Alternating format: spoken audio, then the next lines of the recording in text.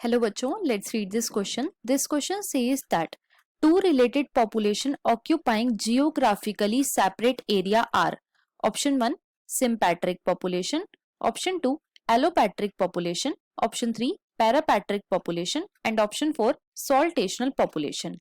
अब अगर इस क्वेश्चन के मैं की कॉन्सेप्ट की बात करूं तो इस क्वेश्चन का जो की कॉन्सेप्ट है वो है population. Let me right it over here. It is population. अब सबसे पहले तो पॉपुलेशन होता क्या है? तो बच्चों पॉपुलेशन का मतलब है एक पर्टिकुलर टाइम पे एक गिवन एरिया में एक स्पीशीज के कितने इंडिविजुअल प्रेजेंट है, उसे हम पॉपुलेशन बोलते हैं.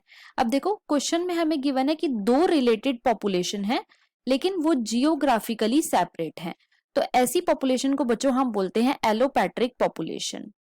Allopatric population, right. अब ये जियोग्राफिकल बैरियर कुछ भी हो सकता है, या तो ये माउंटेन्स भी हो सकते हैं या फिर ये रिवर भी हो सकती है, ये कुछ भी हो सकता है. तो एलोपैट्रिक पॉपुलेशन में क्या हुआ कि एक पॉपुलेशन थी और वो बीच में से जियोग्राफिकली सेपरेट हो गई, राइट. अब हम अपने ऑप्शंस को चेक करते हैं. ऑप्शन 1 में हमें गिवन है सिम्पैट्रिक पॉपुलेशन, तो ये इनकरेक्ट है. क्यों? क्योंकि जो सिम्पैट्रिक पॉपुलेशन होता है बच्चों वो जियोग्राफिकली सेपरेट नहीं होता. सेकंड में हमें गिवन है एलोपैट्रिक पॉपुलेशन, जो कि बिल्कुल करेक्ट है. थर्ड में हमें गिवन है पैरापैट्रिक पॉपुलेशन, ये इनकरेक्ट है. क्यों?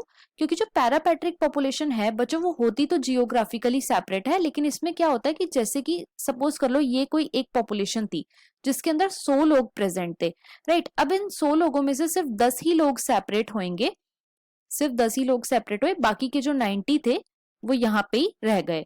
तो ऐसी पॉपुलेशन को हम पैरापैट्रिक पॉपुलेशन बोलते हैं. तो ये ऑप्शन हमारा इनकरेक्ट हो जाता है. फोर्थ में हमें गिवन है सॉल्टेशनल पॉपुलेशन, ये इनकरेक्ट है. क्यों? क्योंकि सॉल्टेशनल पॉपुलेशन कैसी पॉपुलेशन होती है जो कि म्यूटेशन से होती है, तो इसीलिए हमारा फोर्थ ऑप्शन भी इनकरेक्ट है. तो हमारा यहाँ पे जो करेक्ट ऑप्शन है वो है option number 2. So the final answer of this question is option number 2, that is allopatric population. I hope you understood it well. Best of luck.